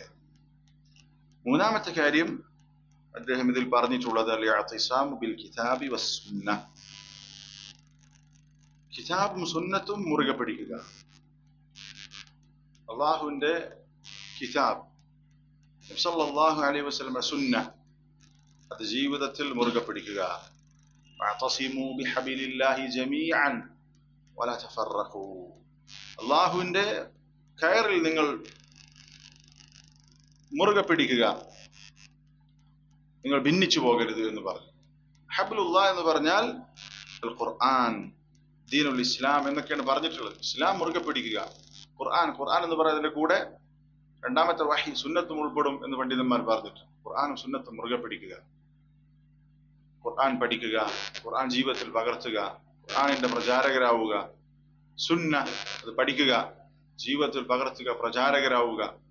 ഏത് വിഷയം വന്നു കഴിഞ്ഞാലും അതിൽ അല്ലാഹു തആല എന്താണ് പറയുന്നത്, നബി സല്ലല്ലാഹു അലൈഹി വസല്ലം എന്താണ് പറഞ്ഞിട്ടുള്ളത്, അത് പരിശോധിക്കാൻ നമുക്ക് പറ്റണം. വമാ ആതാകുമുർ റസൂലു ഫഖുദു വമാ നഹാകും അൻഹു ഫൻതഹു. ഇതാണ് നമ്മുടെ ജീവിതം. അല്ലാഹ് റസൂൽ സല്ലല്ലാഹു അലൈഹി വസല്ലമയിലൂടെ പഠിപ്പിച്ച കാര്യങ്ങൾ, റസൂൽ സല്ലല്ലാഹു അലൈഹി വസല്ലം എന്ത് കൽപ്പിച്ചു അത് സ്വീകരിക്കുക. റസൂൽ സല്ലല്ലാഹു അലൈഹി വസല്ലം വിരോധിച്ചതാണ് നമുക്ക് അത് ഉപേക്ഷിക്കാൻ ഒരു പ്രയാസം ഉണ്ടാകരുത്. അതെന്തുകൊണ്ട് വിരോധിച്ചതിന്റെ ഹിക്മ നമുക്ക് മനസ്സിലാക്കാതിരിക്കാം. നിര്യാണിക്ക് താഴെ വസ്ത്രം ധരിക്കാൻ പാടില്ല. എന്താണ് അതിന്റെ ഹിക്മ? നബി സല്ലല്ലാഹു അലൈഹി വസല്ലമ പറഞ്ഞു താടി വളർത്തുക എന്നുള്ളത്, നീട്ടി വളർത്തുക എന്ന് പറഞ്ഞു. നബി സല്ലല്ലാഹു അലൈഹി വസല്ലം പറഞ്ഞു എന്ന് പറഞ്ഞാൽ നമുക്ക് നമ്മുടെ ഈ സദസ്സിൽ വെച്ചുകൊണ്ട് നബി സല്ലല്ലാഹു അലൈഹി വസല്ലം പറയും അഅഫുൽ ലിഹാ, നിങ്ങൾ താടി നീട്ടി വളർത്തണമെന്ന് ഈ സദസ്സിൽ വന്ന് പറഞ്ഞാൽ നമ്മൾ എത്ര ഗൗരവത്തിലായിരിക്കും അതെടുക്കുക. എന്നതുപോലെ നബി സല്ലല്ലാഹു അലൈഹി വസല്ലം ഒരു സദസ്സിൽ പറഞ്ഞതാണത്, ഹദീസായി വന്നു. നമ്മുടെ പണ്ഡിതന്മാർ പറഞ്ഞത് കാണാം, ഹദീസുകൾ കേൾക്കുമ്പോൾ നബി സല്ലല്ലാഹു അലൈഹി വസല്ലം നമ്മുടെ സദസ്സിൽ വന്ന് പറയുന്നത് പോലെ നമ്മൾക്ക് അനുഭവപ്പെടണം. അത് സ്വീകരിക്കാൻ നമ്മൾക്ക് കൂടുതൽ എളുപ്പമുണ്ടാകുക. അങ്ങനെ ചിന്തിച്ചാൽ റസൂലിന്റെ ഒരു വസിയ്യ കാണുമ്പോൾ, റസൂലിന്റെ ഒരു ഹദീസ് കാണുമ്പോൾ ഇത് റസൂൽ നമ്മുടെ സദസ്സിൽ വന്ന് പറയുന്നത് പോലെ നമുക്ക് അനുഭവപ്പെടണം. ഇങ്ങനെ ഖുർആനും സുന്നത്തും നമ്മുടെ ജീവിതത്തിൽ ഉണ്ടാകണം. ഇതാണ് മൂന്നാമത്തെ ഉപദേശം. പെട്ടെന്ന് പറഞ്ഞു പോകാൻ സമയം പരിമിതമാണ്. അൽ വസിയ്യത്തു റാബിഅ, നാലാമത്തെ വസിയ്യ അൽ ഇഖ്തിദാഉ ബിസ്സഹാബ, സഹാബത്തിനെ പിന്തുടരുക എന്നുള്ളതാണ്. നബി സല്ലല്ലാഹു അലൈഹി വസല്ലം കൊണ്ടുവന്ന ദീൻ അത് ജീവിതത്തിൽ പകർത്തി കാണിച്ചു എന്ന ഒന്നാമത്തെ തലമുറ എന്ന് പറയുന്നത് ഖൈറുൻ നാസി ഖർനി, എന്റെ തലമുറയാണ്. നബി സല്ലല്ലാഹു അലൈഹി വസല്ലം പറഞ്ഞിട്ടുള്ള ഏറ്റവും ഉത്തമമായ തലമുറ നബി സല്ലല്ലാഹു അലൈഹി വസല്ലമയുടെ തലമുറയാണ്. അത് ലോകത്തുള്ള എല്ലാ സമൂഹങ്ങളും മൊത്തത്തിലെടുത്താൽ ഏറ്റവും ഖൈറായ ഖർൻ എന്ന് പറഞ്ഞാൽ സഹാബത്താണ്. റസൂലിന്റെ മുമ്പ് വന്നിട്ടുള്ള നബിമാർ അവരുടെ സമൂഹങ്ങളൊക്കെ പരിഗണിച്ചാലും ഏറ്റവും ഖൈറായ ഉമ്മത്ത് ഏതാണ്? സഹാബത്ത്. നബി സല്ലല്ലാഹു അലൈഹി വസല്ലമയുടെ കൂടെ ജീവിച്ച സഹാബത്തിന്റെ തലമുറയാണ്. അല്ലാഹു തആല അവരെ പ്രത്യേകം തെരഞ്ഞെടുത്തതാണ്. റസൂൽ സല്ലല്ലാഹു അലൈഹി വസല്ലമയുടെ സ്വഹാബികളായി അല്ലാഹു തആല പ്രത്യേകം തെരഞ്ഞെടുത്തതാണ്. അല്ലാഹു തആല വിശുദ്ധ ഖുർആനിൽ പറഞ്ഞു, والسابقون الأولون من المهاجرين والأنصار والذين اتبعوهم بإحسان. ആദ്യം ഇസ്ലാമിലേക്ക് വന്ന മുഹാജിറുകളും അൻസാരികളും അവരുടെ മാർഗം നന്മയിൽ അവരെ പിന്തുടർന്ന ആളുകളും എന്ന് പറഞ്ഞു. അപ്പോ സഹാബ നമ്മുടെ മാതൃക മുഹമ്മദ് സല്ലല്ലാഹു അലൈഹി വസല്ലമയാകണം, സഹാബത്താകണം. സല്ലല്ലാഹു അലൈഹി വസല്ലമ പഠിപ്പിച്ച കാര്യങ്ങൾ സഹാബത്ത് എങ്ങനെ മനസ്സിലാക്കി എന്നുള്ളത് മനസ്സിലാക്കുക എന്നുള്ളത് പ്രധാനമാണ്. മഅന അലൈഹിൽ യൗമ വസ്ഹാബി, ത്വായിഫത്തുൽ മൻസൂറ, അൽ ഫിർഖത്തുൻ നാജിയ, അഹ്ലുസ് സുന്നത്തി വൽ ജമാഅ എന്നൊക്കെ പറഞ്ഞാൽ ആരാണ്? സലഫികൾ എന്ന് പറഞ്ഞാൽ ആരാണ്? അല്ലാഹു തആലയുടെ റസൂൽ സല്ലല്ലാഹു അലൈഹി വസല്ലം അദ്ദേഹം പഠിപ്പിച്ചിട്ടുള്ള ദീൻ അത് സഹാബികൾ എങ്ങനെ മനസ്സിലാക്കിയോ ഫഹ്മുസ് സഹാബ അതുപോലെ മനസ്സിലാക്കുന്ന ആളുകളാണ് അഹ്ലുസ് സുന്ന വൽ ജമാഅ. സഹാബത്തിനെ പിന്തുടരണം. സഹാബത്തിന്റെ മാർഗം അതാണ് മൻഹജുസ് സലഫ് എന്ന് പറയുന്നത്, അഹ്ലുസ് സുന്ന വൽ ജമാഅ എന്ന് പറയുന്നത്. അതാണ് നാലാമത്തെ ഉപദേശം. ഇപ്പൊ ഏത് വിഷയത്തിലും ഒരായത്ത് കിട്ടി, ഒരാൾ ആയത്തോതി അയാൾക്ക് ആവശ്യമുള്ളത് സ്ഥാപിക്കാൻ ശ്രമിക്കുന്നു. നമ്മളെ സംബന്ധിച്ചിടത്തോളം എന്താണ് വിഷയം? എളുപ്പമാണ്. ഈ ആയത്തിന് എങ്ങനെ സലഫുകൾ മനസ്സിലാക്കി, സഹാബ മനസ്സിലാക്കിയത് എങ്ങനെയാണ്, ഏറ്റവും പ്രധാനമാണ്. സഹാബത്ത് ആ വിഷയത്തിൽ എന്ത് നിലപാട് സ്വീകരിച്ചു? ഏതു കാര്യവും ഒരു തർക്കമുണ്ട്, ആ തർക്കം അതിലേക്ക് ഖുർആനിലേക്കും സുന്നത്തിലേക്ക് മടക്കുക. ആ ഖുർആനിനെ സുന്നത്തിനെ എങ്ങനെ സഹാബത്ത് മനസ്സിലാക്കിയതെന്ന് പരിശോധിക്കുക, പ്രശ്നം തീരും. ഏത് പ്രശ്നത്തിനുള്ള പരിഹാരം അതാണ്. നമ്മളൊരു ആയത്തെടുത്ത് ഒരു ഹദീസ് നമുക്ക് സ്വന്തമായി ഒന്നും സ്ഥാപിച്ചെടുക്കാൻ നമ്മൾ ശ്രമിക്കരുത്. മറിച്ച് ആ ആയത്ത് ആ ഹദീസ് എങ്ങനെ സഹാബത്ത് മനസ്സിലാക്കി എന്നുള്ളത് അതിപ്രധാനമായ വിഷയമാണ്. അൽ വസിയത്തുൽ ഖാമിസ, അഞ്ചാമത്തെ വസിയത്ത് എന്ന് പറയുന്നത് അസ്സൈറു അലാ ഹദീ സലഫി സാലിഹ്. സലഫുസ് സാലിഹ്, ഉത്തമരായ മുൻഗാമികൾ അവരുടെ വഴി അതിലൂടെ സഞ്ചരിക്കുക എന്നുള്ളതാണ്. അവരിൽ മുൻപന്തിയിലുള്ളത് ആരാണ്? വഅലാ റഅസിഹിം അസ്സഹാബ, അവരുടെ മുൻപന്തിയിലുള്ളത് സഹാബത്താണ്. സഹാബത്ത് മാത്രമല്ല, അതിനുശേഷം ജീവിച്ച താബിഉകൾ, അത്ബാഉ താബിഈൻ, ഇങ്ങനെയുള്ള ഉത്തമരായ നമ്മുടെ മുൻഗാമികൾ അവരുടെ വഴിയിൽ സഞ്ചരിക്കുക എന്നുള്ള ഉപദേശമാണ് അടുത്തതായി സാലിഹു സുഹൈമി ഹഫിളഹുല്ലാഹ് നൽകുന്നത്. വളരെ പ്രധാനപ്പെട്ട വിഷയമാണ് ഈ പറഞ്ഞിട്ടുള്ളത്. സലഫുസ് സാലിഹ്, സാലിഹുകളായ നമ്മുടെ മുൻഗാമികൾ അവരുടെ വിശ്വാസം എന്തായിരുന്നു? അതാകണം നമ്മുടെ വിശ്വാസം. അത് എത്ര വർഷങ്ങൾ പിന്നിട്ടാലും നൂറ്റാണ്ടുകൾ കഴിഞ്ഞാലും അതെന്നും അതിന്റെ ഏറ്റവും നല്ല രൂപത്തിൽ തന്നെ ഉണ്ടാകും. അതാണ് നമ്മൾ വിശ്വസിക്കേണ്ടത്. നമ്മൾ വിശ്വസിക്കുന്ന വിശ്വാസമാണ് അബൂബക്കറിന്റെ വിശ്വാസമാണ്, ഉമറിന്റെ വിശ്വാസമാണ്. അവരെങ്ങനെ വിശ്വസിച്ചു അതാണ് നമ്മുടെ വിശ്വാസം. അവരെങ്ങനെ നിസ്കരിച്ചു, അവരെങ്ങനെ കർമ്മങ്ങൾ ചെയ്തു, അവരെങ്ങനെയാണ് അവരുടെ രീതികൾ, ഇതാണ് നമ്മൾ സ്വീകരിക്കുന്നത്. സല്ലല്ലാഹു അലൈഹി വസല്ലമയിൽ നിന്ന് അവർ പഠിച്ചത്, മനസ്സിലാക്കിയത്, അത് നമ്മൾ ജീവിതത്തിൽ പകർത്തുന്നു. അവരുടെ വഴി അതാണ്. ഇപ്പൊ നമ്മൾ ചിന്തിക്കുന്നുണ്ടാകും, ഇപ്പോ ഒരുപാട് കക്ഷികൾ ഉടലെടുത്തു. ഈ കക്ഷികളിൽ ശരിയായ കക്ഷി ഏതാണ്, ശരി ഏതാണെന്ന് മനസ്സിലാക്കാൻ ഏറ്റവും എളുപ്പ വഴി എന്താണ്? ആയത്ത്, ഹദീസ്. അതിനെ എങ്ങനെയാണ് മുൻഗാമികൾ മനസ്സിലാക്കിയത്? സലഫുകൾ. അതിൽ ഏറ്റവും തലപ്പത്തുള്ള സഹാബത്താണ്. അതിനുശേഷമുള്ള ഖൈറുൻ നാസി ഖർനി സുമ്മ അല്ലദീന യലൂനഹും സുമ്മ അല്ലദീന യലൂനഹും, അതിനുശേഷമുള്ള രണ്ട് തലമുറകൾ, താബിഈകളുടെ തലമുറ, അത്ബാഉ താബിഈൻ, അവരുടെ തലമുറ എങ്ങനെ മനസ്സിലാക്കിയെന്ന് പരിശോധിക്കുക. അങ്ങനെ ആ നിലയ്ക്ക് അവരുടെ വഴി സ്വീകരിക്കുക. ഒരു ആഘോഷം വരുമ്പോ ഈ ആഘോഷം അവർ ചെയ്തിരുന്നോ പരിശോധിക്കുക. അവർ ചെയ്യാത്ത ഒന്നും എന്തല്ല? ദീനല്ല. അവരുടെ കാലത്തില്ലാത്ത ഒന്നും, അന്ന് ദീനല്ലാത്ത ഒന്നും ഇന്നും ദീനല്ല എന്ന അടിസ്ഥാനം നമ്മൾ എന്ത് ചെയ്യണം? മനസ്സിലാക്കണം. ആറാമത്തെ വസിയത്ത് അർറുജൂഉ ഇലൽ ഉലമാഇ റബ്ബാനിയീൻ, റബ്ബാനികളായ ഉലമാക്കളിലേക്ക് മടങ്ങുക എന്നുള്ളത് വളരെ പ്രധാനപ്പെട്ട ഒരു വിഷയമാണ്. പ്രത്യേകിച്ചും ഈ കാലഘട്ടത്തിൽ, ഫിത്നകൾ നിറഞ്ഞ കാലഘട്ടത്തിൽ ഉലമാക്കളിലേക്ക്, അറിവുള്ള അഹ്ലുസുന്നയിലെ പണ്ഡിതന്മാരിലേക്ക് മടങ്ങുക എന്നുള്ളത്. ഏതൊരു വിഷയം വരുമ്പോഴും, ഒരു നവാസിൽ ഒരു പുതിയ വിഷയം വരുമ്പോ നമ്മൾ ഈ വിഷയത്തെ എങ്ങനെ പണ്ഡിതന്മാർ കൈകാര്യം ചെയ്തു, വളരെ പ്രധാനമാണ്. ഒരുപാട് ആളുകൾ പിഴച്ചു പോകുന്നത് ഈ ഒരു മാർഗത്തിൽ നിന്ന് അവർ വിട്ടുനിൽക്കുന്നത് കൊണ്ടാണ്. ഏതൊരു വിഷയം അത് വരുമ്പോ അഹ്ലുസുന്നയിലെ കിബാറുകളായ പണ്ഡിതന്മാർ എടുത്ത നിലപാട് എന്താണ് നമ്മൾ പരിശോധിക്കണം. പണ്ഡിതന്മാരിലേക്ക് മടങ്ങുക എന്ന് പറഞ്ഞാൽ പണ്ഡിതന്മാരുടെ വാക്കുകൾ പ്രമാണമാണ് എന്ന അടിസ്ഥാനത്തിലല്ല. പണ്ഡിതന്മാരുടെ വാക്കുകൾ പ്രമാണമല്ല. ചില ആളുകൾ അങ്ങനെ തെറ്റിദ്ധരിപ്പിക്കുന്നുണ്ട്. ചില ആളുകൾ പറയും, ഇപ്പൊ ചില ആളുകൾ ഇറങ്ങിയിട്ടുണ്ട്, അവർ പണ്ഡിതന്മാരുടെ വാചകങ്ങൾ പിടിച്ചാണ് അതിന്റെ പിന്നാലെയാണ് പോകുന്നത് എന്ന. അല്ല, അങ്ങനെ ആരും പോകാൻ പറയില്ല. ഈ പണ്ഡിതന്മാർ തന്നെ അത് പറയുന്നില്ല. ഫസ്അലു അഹ്ല ദിക്രി ഇൻ കുൻതും ലാ തഅലമൂൻ, വിശുദ്ധ ഖുർആൻ രണ്ട് സന്ദർഭത്തിൽ പറഞ്ഞ കാര്യമാണ്.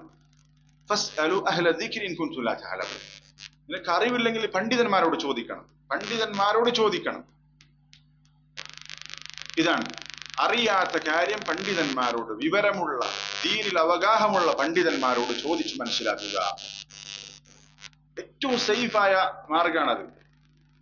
അത് നമ്മൾ ഭൗതികമായ കാര്യത്തിൽ നമ്മൾ ശ്രദ്ധിക്കുന്നുണ്ടാവും. ഇപ്പൊ നമ്മുടെ ഒരു അസുഖമായിട്ട് ബന്ധപ്പെട്ട് നമ്മൾ ആരുടെ നിർദ്ദേശമാണ് സ്വീകരിക്കുക? ഏറ്റവും എക്സ്പെർട്ടായ ഒരു ഡോക്ടറുടെ, ഏറ്റവും എക്സ്പെർട്ടായ ഡോക്ടർമാരുടെ സംസാരമായിരിക്കും ഏറ്റവും കൂടുതൽ നമ്മൾ ശ്രദ്ധിക്കുക. ദുനിയാവിന്റെ വിഷയത്തിൽ നമ്മൾ ശ്രദ്ധിക്കുന്ന കാര്യം. പക്ഷെ നമ്മുടെ ദീൻ, അതിന്റെ വിഷയത്തിൽ നമ്മൾ എപ്പോഴും അതിലൊരു നിലപാട് സ്വീകരിക്കുമ്പോൾ പണ്ഡിതന്മാർ, സിദ്ഖുള്ള റബ്ബാനികളായ പണ്ഡിതന്മാർ, കിബാറുകളായ പണ്ഡിതന്മാർ, അവർ എന്ത് നിലപാട് സ്വീകരിച്ചു എന്ന് നമ്മൾ പരിശോധിക്കണം. ഒരിക്കലും നമ്മൾ ഒറ്റയ്ക്ക് നമ്മുടെ ആവേശപ്പുറത്തൊരു തീരുമാനം എടുക്കരുത്. വളരെ പ്രധാനപ്പെട്ട വിഷയമാണ്, വളരെ പ്രധാനപ്പെട്ട വിഷയമാണ്. ഇപ്പൊ സിറിയയുടെ വിഷയം, അതുപോലെ തന്നെ ഹമാസിന്റെ വിഷയം, പലസ്തീൻ ഇസ്രായേലിന്റെ വിഷയത്തിലൊക്കെ വിവരമില്ലാതെ ഒരുപാട് കാര്യങ്ങൾ വിളമ്പുന്ന, ഒരുപാട് സോഷ്യൽ മീഡിയയിലൊക്കെ സംസാരിക്കുന്ന വിവരമില്ലാത്ത ജാഹിലുകളായ, ജുഹാലുകളായ ദായിമാരൊക്കെ ഉണ്ടാകും. അവരുടെ സംസാരം കേട്ട് ആ ശുഭത്തിൽ കുടുങ്ങി അതിന്റെ പിന്നാലെ പോയി ശരിയായ ഉലമാക്കളെ മോശം വിചാരിക്കുകയും, അവരെ കുറിച്ച് മോശം വിചാരിക്കുകയും, അവരെ കുറിച്ച് മോശം സംസാരിക്കുന്ന ആളുകൾ ധാരാളമുണ്ട്. അത് ശരിയല്ല. നമ്മളെ സംബന്ധിച്ചിടത്തോളം ആരാണ് പണ്ഡിതന്മാർ നമ്മൾ മനസ്സിലാക്കണം. വിവരമുള്ള ആളുകളെ ദ്വലാലത്തിലേക്ക് നയിക്കുന്ന പണ്ഡിതന്മാരുണ്ട്, അതൊരു മറ്റൊരു വിഷയം. പക്ഷെ അഹ്ലുസുന്നയിലെ ശരിയായ അഖീദയും മൻഹജുമുള്ള സത്യസന്ധന്മാരായ ഒരുപാട് പണ്ഡിതന്മാർ ഇന്നും ജീവിച്ചിരിക്കുന്നുണ്ട്. കിബാറുകളായ നിങ്ങളുടെ കൂട്ടത്തിൽ ബറക്കത്തുള്ളത് നിങ്ങളുടെ കൂട്ടത്തിൽ ഏറ്റവും പ്രായമുള്ള ആളുകളിലാണ്. അതുപോലെ തന്നെ അകാബിർ എന്ന് പറഞ്ഞ രണ്ട് വ്യാഖ്യാനമാണ്. ഒന്ന്, അറിവുകൊണ്ട് കിബാറുകളായ ആളുകൾ, വിവരം കൊണ്ട് കിബാറുകളായ വലിയ മഹാന്മാരായ ആളുകൾ, അവരിൽ ബറക്കത്തുണ്ട് എന്ന് നബി സല്ലല്ലാഹു അലൈഹി വസല്ലം പറഞ്ഞു. അതേപോലെ തന്നെ പ്രായം കൊണ്ട് വലുതായ ആളുകൾ, വയസ്സന്മാരായ വൃദ്ധന്മാരായ ആളുകൾ, അവരിലും ബറക്കത്തുണ്ടെന്ന് പറഞ്ഞു. അറിവുകൊണ്ട് കിബാറായ ആളുകളിൽ ബറക്കത്തുണ്ടെന്ന് പറഞ്ഞാൽ എന്താ? ആ അറിവിന്റെ ബറക്കത്താണ്. അതേപോലെ തന്നെ പ്രായം ചെന്നവരിൽ ബറക്കത്തുണ്ടെന്ന്, അവർക്ക് ജീവിച്ചു പരിചയമുണ്ട്, ഇതൊരു ബറക്കത്താണ്. അത് സല്ലല്ലാഹു അലൈഹി വസല്ലം പറഞ്ഞത്. അതുകൊണ്ട് ഒരു പുതിയ വിഷയം വരുമ്പോൾ നമ്മൾ പ്രത്യേകം ശ്രദ്ധിക്കേണ്ട കാര്യം, ഒരു പുതിയ വിഷയം വരുമ്പോൾ അതിൽ കിബാറുകളായ മഹാപണ്ഡിതന്മാർ അവരുടെ നിലപാട് എന്താണ് നമ്മൾ പരിശോധിക്കണം. സിഗാറുകളായ ആളുകൾ എന്തു പറഞ്ഞു എന്ന്, കിബാറുകൾ സ്വീകരിച്ച നിലപാടെന്താണ്, അവരെന്താണ് ആ വിഷയത്തിൽ പറയുന്നത്? അവരൊന്നും അതിനെക്കുറിച്ച് പറഞ്ഞിട്ടില്ല, മിണ്ടിയിട്ടില്ല. പിന്നെ നമ്മൾ എടുത്തു ചാടി പറയേണ്ട കാര്യമില്ല. എല്ലാ വിഷയത്തിലും നമ്മൾ സംസാരിക്കണമെന്നൊരു നിർബന്ധമില്ല. വലിയ വലിയ പണ്ഡിതന്മാർ സംസാരിക്കാൻ കുറച്ച് സാവകാശം കാണിക്കുന്ന വിഷയത്തിൽ നമ്മൾ ഒരിക്കലും തിടുക്കം കാണിക്കേണ്ടതില്ല. പണ്ഡിതന്മാരുടെ വില നമ്മൾ മനസ്സിലാക്കണം. പണ്ഡിതന്മാരുടെ വില മനസ്സിലാക്കുക എന്ന് പറഞ്ഞാൽ പണ്ഡിതന്മാരെ അവർ പ്രമാണ വിരുദ്ധമായി പറഞ്ഞാൽ സ്വീകരിക്കണം എന്ന് ഒരാളും പറയില്ല. അങ്ങനെ പറയാനും പറ്റൂല. ഒരു പണ്ഡിതൻ പ്രമാണ വിരുദ്ധമായി പറഞ്ഞാൽ അത് സ്വീകരിക്കേണ്ട ഒരു ബാധ്യതയും ഒരാൾക്കും ഇല്ല. പണ്ഡിതന്മാർ എന്ന് പറഞ്ഞാൽ ഉലമാക്കൾ, പണ്ഡിതന്മാർ എന്ന് പറഞ്ഞാൽ അമ്പിയാക്കന്മാരുടെ അനന്തരാവകാശികളാണ്. ഉലമാക്കൾ, പണ്ഡിതന്മാർ അവർ പ്രവാചകന്മാരുടെ അനന്തരാവകാശികളാണ്. നബി സല്ലല്ലാഹു അലൈഹി വസല്ലം പറഞ്ഞ ഹദീസ് കാണാം, ലൈസ മിന്നാ മൻ ലം യുജില്ല കബീറനാ വയർഹം സഗീറനാ. നമ്മുടെ കൂട്ടത്തിൽ വലിയവരെ ബഹുമാനിക്കാത്തവരും ചെറിയവരോട് കരുണ കാണിക്കാത്തവരും നമ്മളിൽപ്പെട്ടവനല്ല. ഇതിന്റെ മൂന്നാമത്തെ ഒരു ഭാഗമുണ്ട്, വയഅരിഫ് ലിഅലിമിന ഹഖ്ഖ. നമ്മുടെ കൂട്ടത്തിലെ പണ്ഡിതന്മാർ അവരുടെ ഹക്ക് എന്താണെന്ന് തിരിയാത്തവനും നമ്മളിൽപ്പെട്ടവനല്ല. പണ്ഡിതന്മാർ അവരുടെ ഹക്ക്, അവർക്ക് കൊടുക്കേണ്ട അവകാശങ്ങൾ അത് മനസ്സിലാക്കാത്തവൻ നമ്മളിൽപ്പെട്ടവനല്ല എന്ന് നബി സല്ലല്ലാഹു അലൈഹി വസല്ലം പറഞ്ഞിട്ടുണ്ട്. നമ്മുടെ മാർഗത്തിലല്ല. അതുകൊണ്ട് അറിവുള്ള ആളുകൾ അവർക്ക് കൊടുക്കേണ്ട അവകാശം എന്താണെന്ന് നമ്മൾ മനസ്സിലാക്കണം. അതിൽ ഏറ്റവും ശ്രദ്ധിക്കേണ്ട കാര്യം അവരുടെ കുറ്റങ്ങളും കുറവുകളും അല്ലെങ്കിൽ അവരെ കുറിച്ച് മോശം പറയുക എന്നുള്ളത് ഒരിക്കലും നമ്മൾ ചെയ്യാൻ പാടില്ലാത്ത കാര്യമാണ്. പണ്ഡിതന്മാരെ കുറിച്ച്, ശരിയായ ഉലമാക്കളെ കുറിച്ച് മോശം പറയുക എന്ന് പറഞ്ഞാൽ അത് അതീവ ഗുരുതരമായ വിഷയമാണ്. ചില ആളുകൾക്കൊന്നും ഒരു പേടിയില്ല. എന്താണ് പറയുന്നത്, ആരെ കുറിച്ചാണ് പറയുന്നത്, യാതൊരു പേടിയില്ലാത്ത ആളുകളുണ്ട്. ഇമാം ദഹബി റഹിമഹുല്ലാഹ് പറഞ്ഞത് കാണാം, സുന്നത്തുല്ലാഹി ഫി കുല്ലി മൻ ഇസ്ദറൽ ഉലമ. ഉലമാക്കളെ മോശമാക്കിയ ആളുകൾ, അവരെ തെറി വിളിക്കുന്ന, അവരെ കുറ്റപ്പെടുത്തുന്ന ആളുകളെ വിഷയത്തിൽ അള്ളാഹുവിന്റെ നടപടി എന്ന് പറഞ്ഞാൽ ബഖിയ ഹഖീറൻ, അവൻ നിന്ദ്യനായി ജീവിക്കും എന്നുള്ളതാണ്. ആര് ഉലമാക്കളെ തൊട്ടുകളിച്ചോ അവൻ ഈ ദുനിയാവിൽ തന്നെ അതിന്റെ ശിക്ഷ അനുഭവിക്കും എന്നുള്ളതാണ്. അതുകൊണ്ട് ശരിയായ അറിവുള്ള പണ്ഡിതന്മാരെ കുറിച്ച് മോശം സംസാരിക്കുക എന്നുള്ളത് നമ്മൾ ഏറെ പേടിക്കേണ്ട വിഷയമാണ്. താവൂസ് ഇബ്നു കൈസാൻ താബിഈയാണ്. അദ്ദേഹം പറഞ്ഞു, മിനസ് സുന്ന അൻ യുവഖറ അർബഅ. 4 ആളുകൾ ബഹുമാനിക്കപ്പെടേണ്ടവരാണ്. അത് സുന്നത്താണ്. 4 വിഭാഗം ആളുകളെ ബഹുമാനിക്കുക എന്നുള്ളത് സുന്നത്താണ്. അതൊന്നല്ല, ആലിം, വിവരമുള്ള ആളുകളെ നമ്മൾ ബഹുമാനിക്കണം. വദുശൈബ, പ്രായമുള്ള ആളുകൾ, വൃദ്ധന്മാരെ നമ്മൾ ബഹുമാനിക്കണം. വസ്സുൽത്താൻ, ഭരണാധികാരികളെ നമ്മൾ ബഹുമാനിക്കണം. വൽവാലിദ്, മാതാപിതാക്കളെ ബഹുമാനിക്കണം. ഈ 4 ബഹുമാനവും സുന്നത്താണ്, നമ്മൾ സ്വീകരിക്കേണ്ട കാര്യമാണ്. അതിൽ പ്രധാനപ്പെട്ടതാണ് പണ്ഡിതന്മാർ. നബി സല്ലല്ലാഹു അലൈഹി വസല്ലം പറഞ്ഞ ഹദീസിൽ കാണാം, ഇന്ന മിൻ ഇജ്ലാലില്ലാഹ് ഇക്റാമ ദിശ്ശൈബത്തിൽ മുസ്ലിം. അള്ളാഹുവിനെ ആദരിക്കുന്നതിൽപ്പെട്ടതാണ് ഒരു വൃദ്ധനായ മനുഷ്യനെ ആദരിക്കുക എന്നുള്ളത്. എന്നിട്ട് അടുത്ത് പറഞ്ഞത് വഹാമിൽ ഖുർആൻ ഗൈരിൽ ഗാഫി വൽ ജാഫി അൻ അൽ ഗാലി ഫീഹി വൽ ജാഫി അൻ.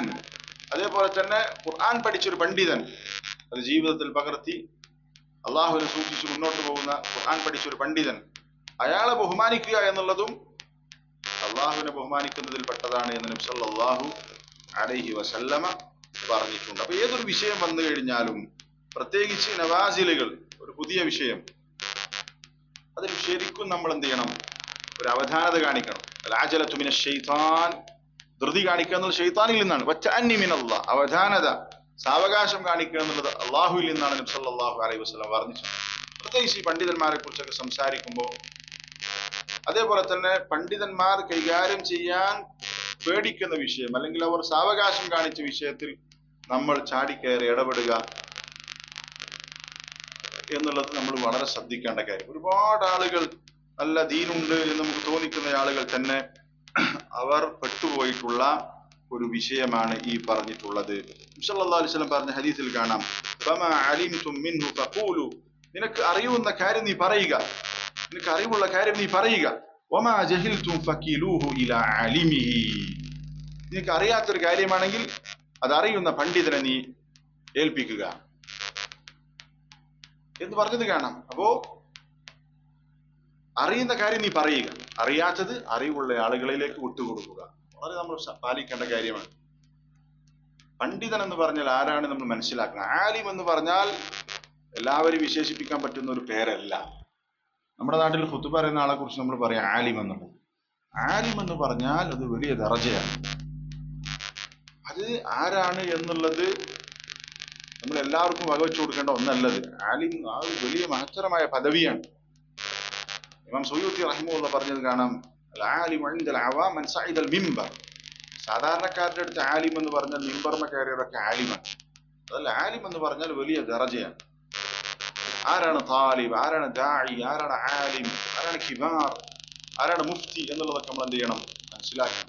ഇത് അതിന് അവകാശപ്പെട്ട ആളുകൾക്ക് മാത്രമേ ഇത് കൊടുക്കാൻ പാടുള്ളൂ എന്നുകൂടി നമ്മൾ എന്ത് ചെയ്യണം, മനസ്സിലാക്കണം. മുഖ്ബിൽ റഹിമഹുല്ലാഹ് പറഞ്ഞു, ഇന്നന്നാസ മുൻദു തറകു അർറുജൂഅ ഇലൽ ഉലമ, ജനങ്ങൾ എന്നാണോ പണ്ഡിതന്മാരിലേക്ക് മടങ്ങുന്നത്, ഉപേക്ഷിച്ചത്, അന്നു മുതൽ തഖബ്ബതു, അവർ ഫിത്നയിലകപ്പെട്ടിരിക്കുന്നു എന്നാണ്. അപ്പോ ഈ പണ്ഡിതന്മാരിലേക്ക് മടങ്ങുക എന്ന് പറഞ്ഞാൽ അതിന്റെ അർത്ഥം എന്താണ്? അതിന്റെ അർത്ഥം ഒരു പണ്ഡിതൻ പറഞ്ഞ വാക്ക് അത് പ്രമാണമാണ് എന്നൊരാളും പറയില്ല, അത് പണ്ഡിതന്മാർ എന്നെ പറഞ്ഞിട്ടില്ല. പക്ഷെ ഒരു വിഷയത്തിൽ എന്താണ് വിശുദ്ധ ഖുർആനിലുള്ള തെളിവ്, നബി സല്ലല്ലാഹു അലൈഹി വസല്ലമ പറഞ്ഞിട്ടുള്ള എന്താണ്, അതിനെങ്ങനെയാണ് മുൻഗാമികൾ മനസ്സിലാക്കിയത്, പണ്ഡിതന്മാർ ആ ആയത്തിനെ എങ്ങനെയാണ് വിശദീകരിച്ചിട്ടുള്ളത്, അത് നമ്മൾ പഠിക്കണം, അറിയണം. നമ്മൾ സ്വയം കണ്ടെത്തി ഒന്നും അവതരിപ്പിക്കാൻ പാടില്ല. ഇത് വളരെ പ്രധാനപ്പെട്ട വിഷയമാണ്. അപ്പോ ഉലമാക്കളിലേക്ക് മടങ്ങുക എന്ന് പറഞ്ഞാൽ ഏതൊരു വിഷയം ഉണ്ടായാൽ, പ്രത്യേകിച്ച് നവാസിലുകൾ, പുതിയ വിഷയങ്ങൾ, ആ വിഷയത്തിൽ ഇന്ന് ജീവിച്ചിരിക്കുന്ന വലിയ വലിയ പണ്ഡിതന്മാർ, സാലിഹ് അൽ ഫൗസാൻ ഹഫിളഹുല്ലാഹ്, അബ്ദുൽ മുഹ്സിൻ അൽ അബ്ബാദ് ഹഫിളഹുല്ലാഹ്, സാലിഹ് ആലു ശൈഖ് ഹഫിളഹുല്ലാഹ്, ഇങ്ങനെ ഒരുപാട് ജീവിച്ചിരിക്കുന്ന വലിയ വലിയ കിബാറുകളായ പണ്ഡിതന്മാരുണ്ട്. അബ്ദുൽ അസീസ് ആലു ശൈഖ് ഹഫിളഹുല്ലാഹ്, ഇന്നത്തെ മുഫ്തി, ഇങ്ങനെയുള്ള വലിയ വലിയ കിബാറുകളായിട്ടുള്ള പണ്ഡിതന്മാർ, അവരെന്താണ് ആ വിഷയത്തിൽ പറഞ്ഞിട്ടുള്ളത്? നമ്മൾ പഠിക്കേണ്ട ഒരു അദബാണത്, മര്യാദയാണത്. നമുക്ക് ഏറ്റവും സേഫായ ഒരു മാർഗവും അത് തന്നെയാണ്. അത് പണ്ഡിതന്മാർ പറഞ്ഞത് കാണാം. എന്നാൽ അതിന്റെ അർത്ഥം ഒരു ആലിം അത് പറഞ്ഞു കഴിഞ്ഞാൽ അത് പ്രമാണമായി നമ്മൾ സ്വീകരിക്കാൻ പാടില്ല. ഒരു ഭാഗത്ത് നസ്സുണ്ട്, ഖുർആനുണ്ട്, സുന്നത്തുണ്ട്, ഇപ്പുറത്തൊരു ആലിമിന്റെ ഖൗലുണ്ടെങ്കിൽ നമ്മൾ ഏതാ സ്വീകരിക്കുക? ഒരിക്കലും നമ്മൾ ആലിമിന്റെ ഖൗല് സ്വീകരിക്കില്ല, മറിച്ച് ഖുർആനിന്റെയും സുന്നത്തിനെയുമാണ് നമ്മൾ സ്വീകരിക്കുക. അത് അടിസ്ഥാനമാണ്, അതിലൊന്നും ഒരു മാറ്റവും നമ്മൾക്ക് സംഭവിക്കാൻ പാടില്ല. ഉലമാക്കളിലേക്ക് മടങ്ങുക എന്ന് പറഞ്ഞതിന്റെ ഉദ്ദേശം, വിഷയങ്ങൾ പഠിക്കേണ്ടത് അറിവുള്ള ആളുകളിൽ നിന്നാണ്. അറിവുള്ള ആളുകൾ എങ്ങനെയാണ് ആ വിഷയം കൈകാര്യം ചെയ്തത് എന്ന് നമ്മൾ ശരിക്കും മനസ്സിലാക്കണം. അതാണ് ഇത് ഉദ്ദേശിക്കുന്നത്. ഏഴാമത്തെ വസിയ്യ അത്തവാദുഅ, വിനയം കാണിക്കുക എന്നുള്ളത് വളരെ പ്രധാനപ്പെട്ട. ഇത് ഓരോ കാര്യങ്ങളും വിശദമായി പറയേണ്ട അത്രയും മഹത്തരമായ കാര്യങ്ങളാണ് ഓരോ ഉപദേശമായിട്ട് പറഞ്ഞിട്ടുള്ളത്. വിനയം എന്നുള്ളത് ഏറ്റവും പ്രധാനപ്പെട്ട ഒന്നാണ്. സല്ലല്ലാഹു അലൈഹി വസല്ലം പറഞ്ഞു, ഒരാൾ വിനയം കാണിച്ചു കഴിഞ്ഞാൽ മൻ തവാദഅ ലില്ലാഹ് റഫഅഹു, ആരെങ്കിലും അല്ലാഹുവിന് വേണ്ടി വിനയം കാണിച്ചാൽ അവൻ അല്ലാഹു ഉയർത്തും. വിനയം അത് ഒരു വിശ്വാസിക്ക് ഉണ്ടാകേണ്ട പ്രധാനപ്പെട്ട ഗുണമാണ്. അതിന്റെ ഓപ്പോസിറ്റാണ് അഹങ്കാരം എന്നുള്ളത്. സല്ലല്ലാഹു അലൈഹി വസല്ലം പറഞ്ഞു, ലാ യദ്ഖുലുൽ ജന്നത മൻ കാന ഫീ ഖൽബിഹി മിസ്ഖാലു ദർറത്തിൻ മിൻ കിബ്ർ, കിബ്റിന്റെ ഒരു അണു ഒരാളുടെ ഹൃദയത്തിൽ സ്വർഗത്തിൽ പ്രവേശിക്കുകയില്ല എന്ന് പറഞ്ഞു. വിനയം നമ്മൾ പഠിക്കും തോറും വിനയം കൂടണം. ഹമ്മാദ് റഹിമഹുല്ലാഹ് പറഞ്ഞത് കാണാം, ഇന്നൽ ഇൽമ സലാസത്തു അൻവാ, ഇൽമ 3 തരത്തിലുണ്ട്. ഒന്ന് ഇൽമുൻ യൂരിസുൽ കിബ്ർ, ഒന്ന് കിബറിനെ ഉണ്ടാക്കുന്ന ഇൽമാണ്. പഠിച്ച അവന് കിബർ കൂടും. കുറച്ച് പഠിക്കുമ്പോഴത്തേനും വലിയ ആലിമായി എന്നുള്ള ധാരണയിൽ വലിയ വലിയ കാര്യങ്ങൾ സംസാരിക്കും, അവന് കിബർ വരും. അങ്ങനത്തെ ഇൽമുണ്ട്. പഠിച്ചിട്ട് കിബർ കൂടുക കാര്യമില്ല. മുതആലിം എന്ന് പറയും, അറിവ് നടിക്കുക. ഒരിക്കലും നമ്മൾ ഉണ്ടാകാൻ പാടില്ലാത്ത ഒന്നാണ് അറിവ് നടിക്കുക. രണ്ടാമത്തെ ഇൽമുൻ യൂരിസുൽ ഖശിയ, പഠിച്ചിട്ട് നമ്മുടെ ഖശിയ, നമ്മുടെ അള്ളാഹുവിനെ കുറിച്ചുള്ള പേടി ഉണ്ടാകുന്ന ഇൽമാണ്.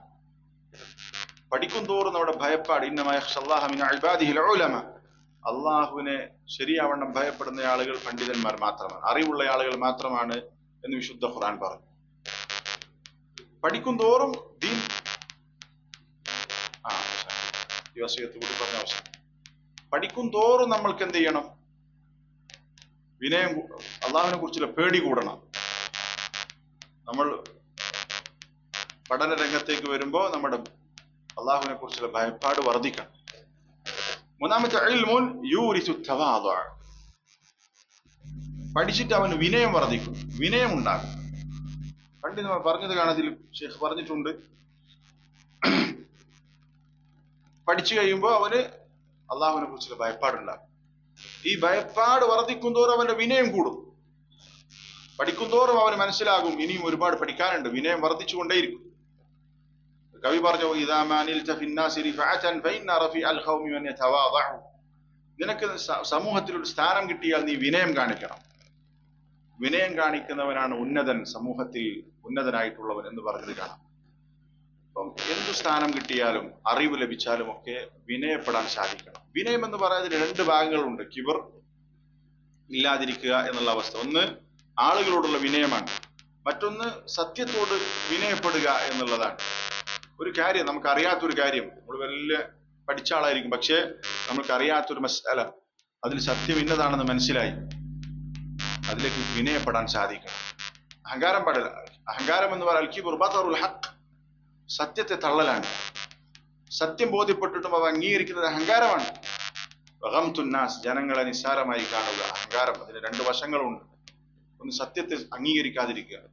അയാൾ ഭയങ്കര നീറ്റ് സ്വഭാവമായിരിക്കും, കാണുമ്പോഴൊക്കെ ഭയങ്കര ചിരിച്ച് സംസാരിക്കുന്നുണ്ടാവും, പക്ഷെ അയാൾ സത്യം, ഒരു ഹദീസ്, ഒരായത്ത് കാണിച്ചു കൊടുത്താൽ അയാൾക്ക് സ്വീകരിക്കാൻ പറ്റും. അത് കിബ്റാണ്, തകബ്ബീറാണ് അയാൾ. കാരണം അഹങ്കാരം എന്ന് പറഞ്ഞാൽ സത്യത്തെ തള്ളലാണ്. ഹഖ്, വിശുദ്ധ ഖുർആനും സഹീഹായ ഹദീസും വന്നു കഴിഞ്ഞാൽ അത് സ്വീകരിക്കാതിരിക്കുക എന്നുള്ള അഹങ്കാരമാണ്. അതേപോലെ ഗംതുന്നാസ്, ജനങ്ങളെ നിസ്സാരമായി കാണുക എന്നുള്ളതും അഹങ്കാരമാണ്. വിനയപ്പെടണം. വിനയം അത് ഒരു വിശ്വാസിയുടെ ഏറ്റവും വലിയ ഗുണമാണ്. അഹങ്കാരം പാടില്ലാത്തതാണ് എന്നാണ് ഏഴാമത്തെ ഉപദേശമായി പറഞ്ഞിട്ടുള്ളത്. അപ്പൊ നമ്മൾ സമയം ഏകദേശം കഴിഞ്ഞു. ഇതിൽ പറഞ്ഞിട്ടുള്ള കാര്യങ്ങൾ, ഓരോ വിഷയങ്ങളും പ്രധാനപ്പെട്ട നമ്മുടെ ജീവിതത്തിൽ പകർത്താൻ ശ്രമിക്കുക. അള്ളാഹു തആല തൗഫീഖ് നൽകി അനുഗ്രഹിക്കുമാറാവട്ടെ. ബാക്കി 8 വസിയത്ത് ഇൻഷാ അല്ലാഹ് നമുക്ക് മറ്റൊരു ദർസിൽ എടുക്കാവുന്നതാണ്. അവസാനമായിട്ട് പറയാനുള്ളത്, ഈ ഒരു സംവിധാനം ഇതിൽ എത്ര കുറച്ച് ആളുകളാണെങ്കിലും അൽഹംദുലില്ലാഹ്, ആളുകളുടെ കുറവും കൂടുതലൊന്നും നിങ്ങൾ പരിഗണിക്കേണ്ടതില്ല. നമ്മൾ നല്ല ഇഖ്ലാസിന് ഉറപ്പ് വരുത്തുക, ദുആ ചെയ്യുക, പണിയെടുക്കുക. ആദ്യം നമുക്ക് ഇതൊക്കെ പഠിക്കാനും പ്രചരിപ്പിക്കാനും ഒരു ആഗ്രഹം ഉണ്ടാകണം. ഹിർസ് വഹിരിസ് അലാ മാ യൻഫഉക, നിനക്ക് ഉപകാരമുള്ളത് നീ ആഗ്രഹിക്കണം. ആദ്യം ഉണ്ടാകേണ്ടത് അതാണ്. രണ്ടാമത് വസ്തഈൻ ബില്ലാഹ്, അള്ളാഹുവിനോട് ചോദിക്കണം, അള്ളാഹുവിനോട് സഹായം ചോദിക്കണം. അള്ളാഹു ഞങ്ങളുടെ ദഅവ നീ എളുപ്പമാക്കണം, നിങ്ങളുടെ പഠനം നീ എളുപ്പമാക്കണം, അതിന് ആളുകൾ സ്വീകരിക്കണമേ എന്ന് നമ്മൾ ദുആ ചെയ്യണം. വലാ തഅജസ്, പിന്നെ നീ മടി കാണിക്കാൻ പാടില്ല, അശക്തനാകാൻ പാടില്ല. നന്നായി പണിയെടുക്കണം. ആളുകളെ ക്ഷണിക്കേണ്ടി വരും, ആളുകളെ വീണ്ടും വീണ്ടും ക്ഷണിക്കേണ്ടി വരും. നിരന്തരം ക്ഷണിക്കുക. നമ്മെ സംബന്ധിച്ചിടത്തോളം ക്ഷണിച്ചാൽ നമുക്ക് കൂലിയാണ്. അയാൾ വന്നില്ല മറ്റൊരു വിഷയം. ഇഖ്ലാസോടുകൂടി സത്യസന്ധമായി നമ്മൾ പ്രവർത്തിച്ചാൽ അള്ളാഹു ബറക്കത്ത് നൽകും. ചിലപ്പോൾ ഒരുപാട് വർഷങ്ങൾക്ക് ശേഷമായിരിക്കും ബറക്കത്ത് ചെയ്യുക.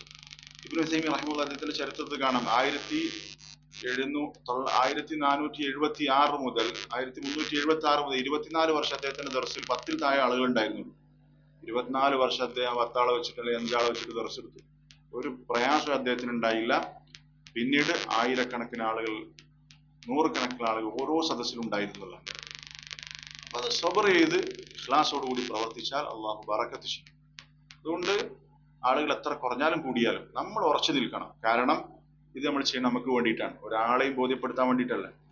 ഈ ദീനിന്റെ പഠനം, പ്രചരണം, അത് നമുക്ക് കൂലി കിട്ടുന്നൊരു ഇബാദത്താണ് എന്ന് മനസ്സിലാക്കി അത് ആരില്ലെങ്കിലും നമ്മൾ ചെയ്താൽ, അവന് വരുന്നുണ്ടോ ഇവൻ വരുന്നുണ്ടോ ഒന്നും നോക്കേണ്ട ആവശ്യമില്ല.